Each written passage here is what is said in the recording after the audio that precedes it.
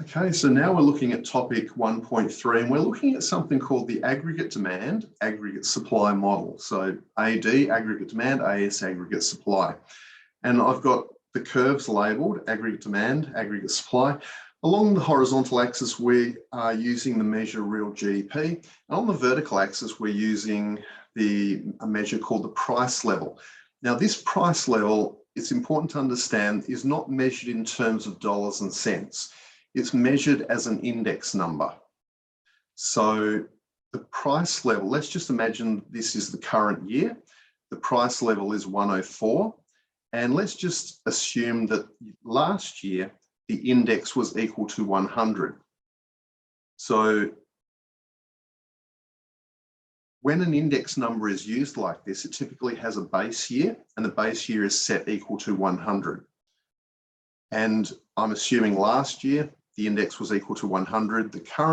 This year, it's equal to 104. So the average price level increased by 4% from last year to this year.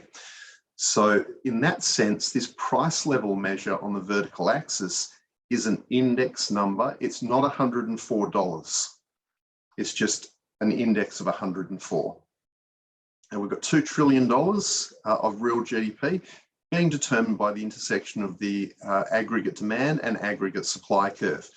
Now, the reason for the downward slope of the aggregate demand curve and the reason for the upward slope of the aggregate supply curve, feel free to read the real reasons why the AD curve slopes downwards and the AS curve slopes upwards in the textbook, but you don't really need to. What we're going to focus on is the use of this model, not the theoretical explanation of the model. So we're quickly going to be moving on and looking at what happens when the aggregate demand curve shifts to the right or left, what happens when the aggregate supply curve shifts left or right, to understand how the economy works and to get insights into what is going on in the world right now. I don't want to get bogged down in the theoretical justification of this model. And that's not going to get us anywhere in terms of understanding how the world is, how the world works and what's going on in the world at the moment. Simple. I just want you to think feel free to read about the model in detail in the textbook, but don't get bogged down in it. Don't get sort of yourself confused by it all, because that's not the purpose of this course. So for example, if the aggregate demand curve did shift to the right, then this shows us that the price level increases and that the overall level of real GDP increases. And so it's in that sense that we will be using this model. We'll be shifting the curves and looking at what happens to the price level and what happens to the level of real GDP or the level of production in the economy. Now, technically, this aggregate demand, aggregate supply model is different. It's very different from a demand and supply diagram in microeconomics, which you all would have seen. It's very different. Some people do think that the aggregate demand curve is the horizontal summation of the demand curves for all individual final goods and services in the economy. That's not correct. Likewise, the aggregate supply curve is not the horizontal summation of all of the individual supply curves of final goods and services in the economy. These demand and supply curves have different meanings than that. But I just want you to put that aside and just focus on the use of the model rather than, as I said before, the theoretical explanation of the model. So let's move forward and introduce something called potential output. Now, potential output is, we're going to assume it's $2 trillion in the Australian economy this year. So what is potential output? First of all, potential output is very difficult for economists to measure with any degree of accuracy. We know roughly what the level of potential output is at any point in time, but we don't know what it is with any degree of certainty. So I'm just going to say that the level of potential output, $2 trillion, is an estimate of, is a particular level of real GDP where, think of it this way, unemployment is not too high and it's not too low. So if the economy moves beyond potential output, then labour and capital will have to be working overtime. They'll be working too hard. So to produce beyond potential output, it is possible. Like, for example, you could get the aggregate demand curve shifting out to the right with a new intersection with the aggregate supply curve right there, and temporarily the economy could move beyond potential output. So it is possible, but it's not sustainable in the long term. Why? Because that would require you as an individual increasing the number of hours you work from 40 up to, say, 50 or 55 hours a week. Now, you could do that for a short period of time if your company asked you, or if you're a small business owner, but you wouldn't want to be doing it for the rest of your life. And the same with capital equipment. It would be working just far too hard. So the unemployment rate would drop if we move beyond potential output, but the problem is workers and capital are just working far too hard to sustain that level of output beyond potential output. And the opposite if the output level was below potential output. So for example, if the aggregate demand curve shifted to the left, that could happen if the level of spending in the economy fell. AD curve would shift to the left. We would imagine the aggregate demand curve passing through, say, that point, and then we would be producing below potential output.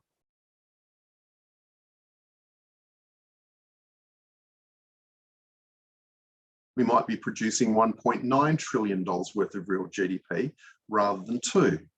And if that happens, there's going to be an unacceptably high level of unemployment of both labour and capital. So the idea is potential output is some level of real GDP. We're not too sure what the value of it is, but we do know as economists that if we produce too much beyond this level of output, both labour and capital will be working far too hard to sustain that. So that can't be sustained and last for any long period of time. And if we're producing below potential output, then unemployment of labour and capital will be unacceptably high. And there'll be too many workers without a job if we are to the left of potential output, and there'll be too much factory space that is being unused, too many offices in the CBD that aren't being rented out and used, et cetera, et cetera. Okay, so you can think of potential output as a level of output that just can't be sustained because capital and labour are working too hard. But also, if we produce beyond potential output, there could be the risk of inflationary pressures building in the economy. So if somehow, let's just imagine a massive increase in spending and the aggregate demand curve shifting to the right, that could be more consumption spending, more investment spending, more government spending, or more net export spending. Because remember, in a previous video, we did see that aggregate demand, total spending in the economy, is equal to C plus I plus G plus NX. So we could have had a big surge in, say, consumption spending or investment spending, and the aggregate demand curve shifts to the right. Eventually, that is going to put upward pressure on wages and rent paid to capital. So the rent paid for, say, office space. Why? Because if we're beyond potential output, there will be such competition for both labour and capital that that competition would eventually bid up wages and bid up rent, the rents paid to capital. And inflation would eventually result from those higher wages and higher rents. At the same time, if we're below potential output, then there's likely to be too little inflation in the economy. And as we'll learn soon, having an inflation rate that is too low can be almost as dangerous as an inflation rate that's too high. So over here to the right, we've got a very low unemployment rate, but probably inflationary pressures building in the economy. And over here to the left, we've got an unemployment rate that is unacceptably, unemployment rates of labour and capital that are unacceptably too low, and probably a very low, unacceptably low inflation rate. So how do you actually use this model? Well, the first example we're going to run through is a decrease in aggregate supply. So you will become more familiar as we go through case studies in class, etc., what can actually shift these aggregate demand curves to the right and to the left. But just for now, we're introducing the model itself. Some of you may have already seen the model, which is great. Others, it'll be the first time that you've seen this model. So aggregate supply. So ask yourself, well, what could lead firms to want to supply less?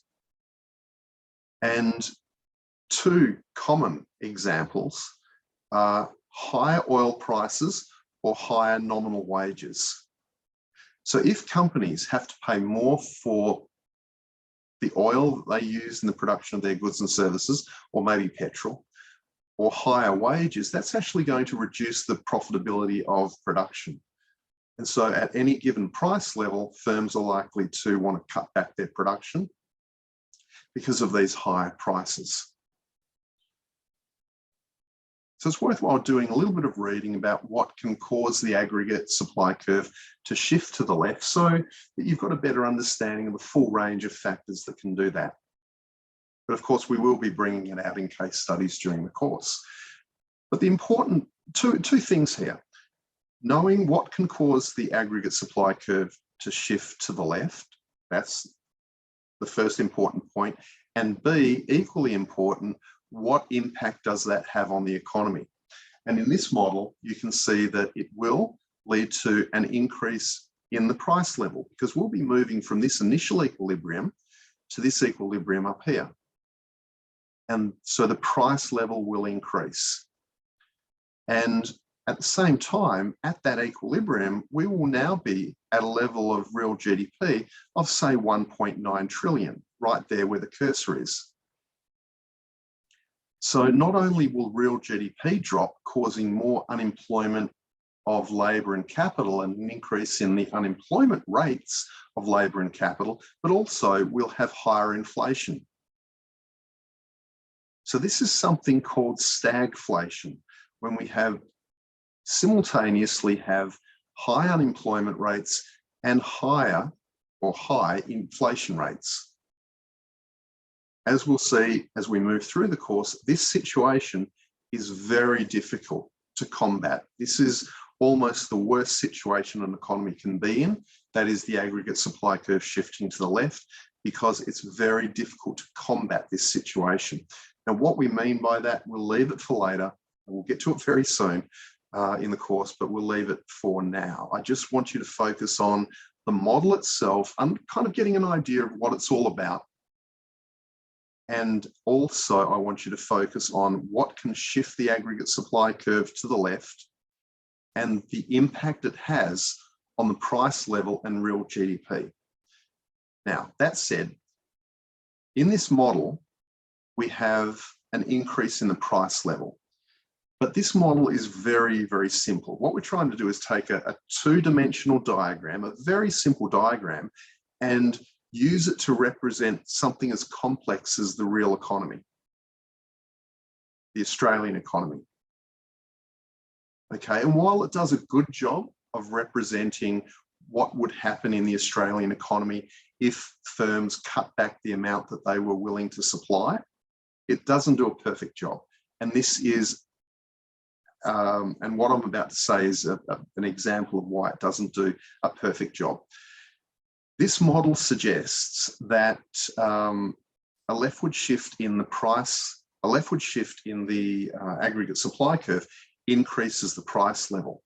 The way I want you to interpret this, though, is an increase in the inflation rate. So in the textbooks, it will have the price level on the vertical axis But what we're going to do is cheat a little bit, and we're going to cheat simply to make the model a little bit more realistic and easier to apply to what's going on in the real world. And we're going to cheat by changing the price level to the inflation rate. So even though you'll read about this in the textbook and you'll see this model in the textbook and it'll have price level here, I want you to think of this variable, the variable being measured on the vertical axis, as the inflation rate.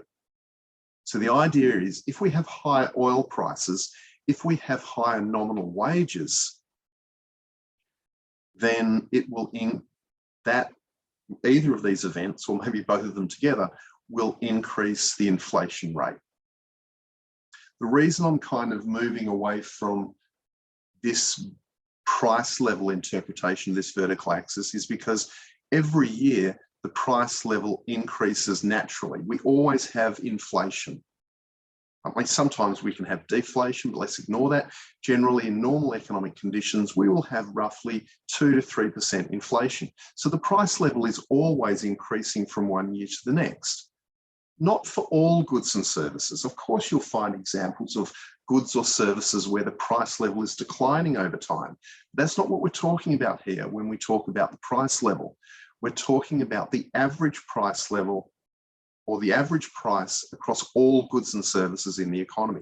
And that average price across all goods and services in the economy tends to increase 2 to 3% on average over the longer term.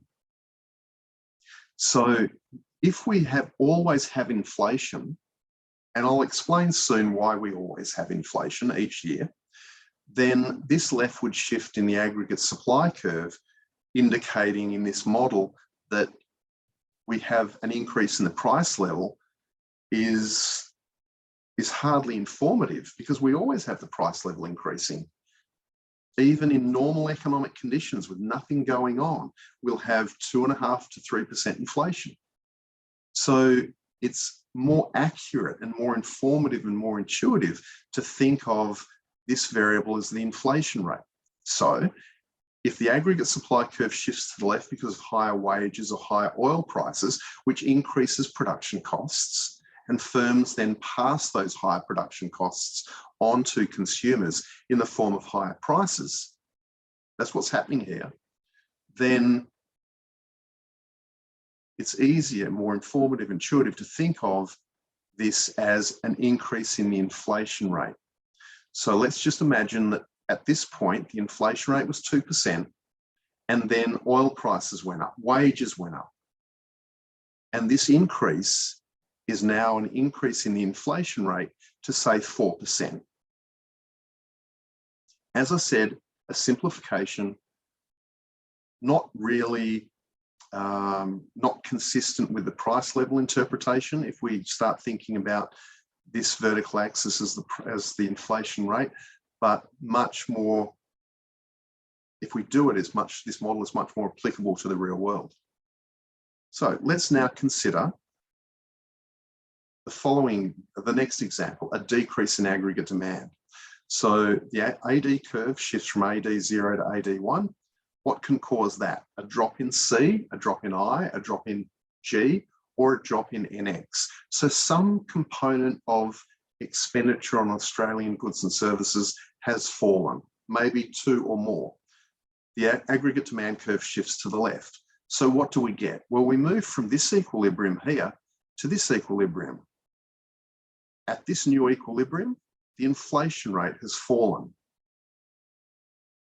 and the level of real GDP has fallen as well. So if we get less spending in the Australian economy, 2 things happen. The inflation rate tends to slow. So we're moving from this equilibrium here to this one, following a drop in the spending on Australian goods and services, just a drop in the amount of spending in the Australian economy. That will tend to slow the inflation rate, and the level of production will fall. The level of output produced will fall. So the level of real GDP will fall. So that should make sense. If there's less spending on Australian goods and services, then companies are going to witness their inventory levels rising, or the orders that they receive for production falling. And in response to that, they'll cut back production. And as they cut back production in response to a drop in spending, real GDP falls and unemployment will begin to rise. At the same time, the inflation rate will start to fall. Next example is an increase in aggregate demand. So we've got the aggregate demand curve shifting to the right. Let's just imagine it was a result of more spending by Chinese and Japanese steel makers on Australian iron ore exports.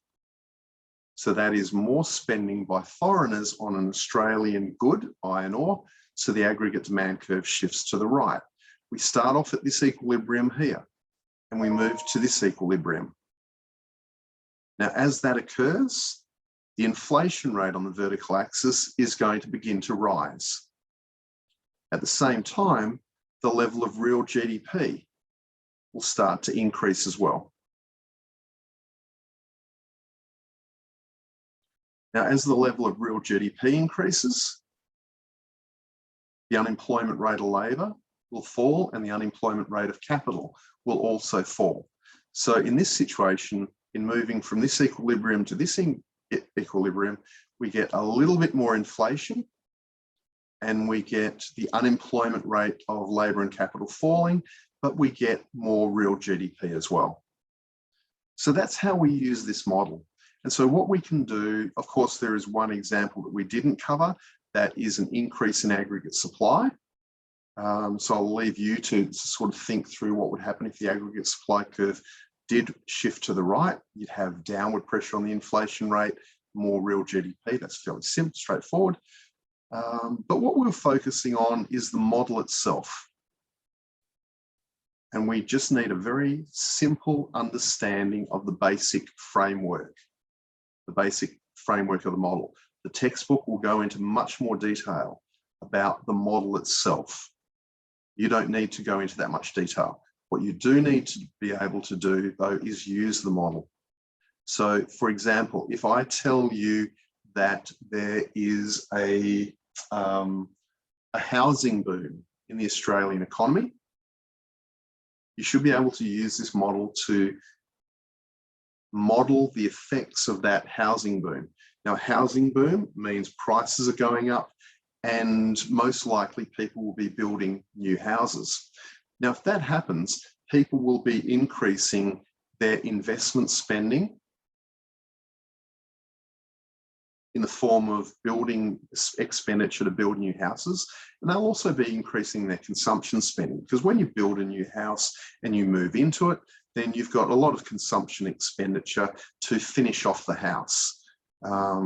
All sorts of things. You've got to buy hoses for the garden through to putting reticulation in, all of that sort of a form of consumption spending.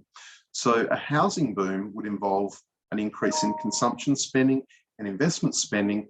It would shift the aggregate demand curve to the right, which would lead to more inflation in the Australian economy, more real GDP, and at the same time, a reduction in the unemployment rates of both labour and capital. Okay, so hopefully that makes sense. You'll get practice during the course at using this model. Just for now, understand the basic framework and what has happened when I've moved those curves. Now, as part of 1.3, topic 1.3, we do have to look at the multiplier. So there's another couple of slides there to look at. But what I'm going to do is record a second video for section 1.3 that covers the multiplier. So this one was just on the aggregate demand, aggregate supply framework.